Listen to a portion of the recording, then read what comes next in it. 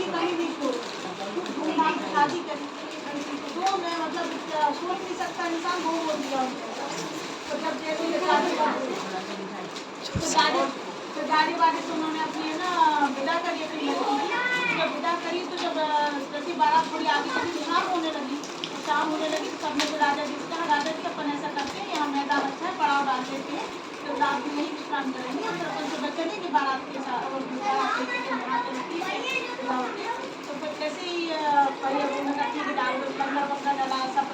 जो राजा जी ने हाथी घोड़े दिए तो सब यहाँ वहाँ घूमने लगे।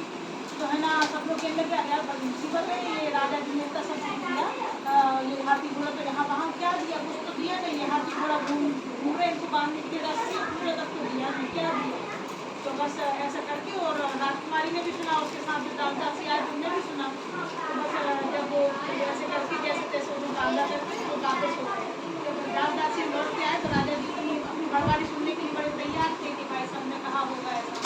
तो राजा जी जब आए तो उनका बताओ भाई सबने हमारी घरवाली करी कि नहीं, हम लोग जैसे शादी हुई आज तक कभी नहीं ऐसी शादी। तो उन्होंने कहा राजा जी अगर आप हमको जान के सलामती दो तो फिर बताएं आपको कि हाँ बताओ क्या हुआ।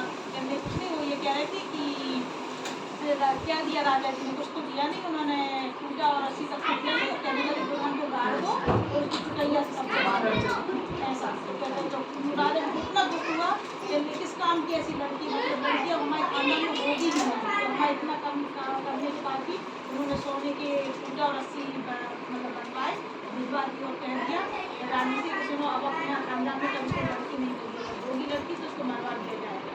और राजनी सब लोग कहने लगे हाँ ठीक है, अब राजनी के यहाँ लड़की हो तो मरवा दिया जाए, तो राजकुमार हुए। राजकुमार जब बड़े हुए तो देखें कि अरे सबकी बहनें आती हैं, सब रक्षाबंधन पे राखी बांधती हैं, हमारी कलाई सुनी तो उन्होंने माता जी से पूछी मम्मी हमारे मतलब क्यों नहीं है बहन, तो उन्होंने कहा बेटा तुम्हारे पापा ने बोला पिताजी ने कि अपने यहाँ कन्या नहीं हो सकती। नहीं नहीं माँ अगर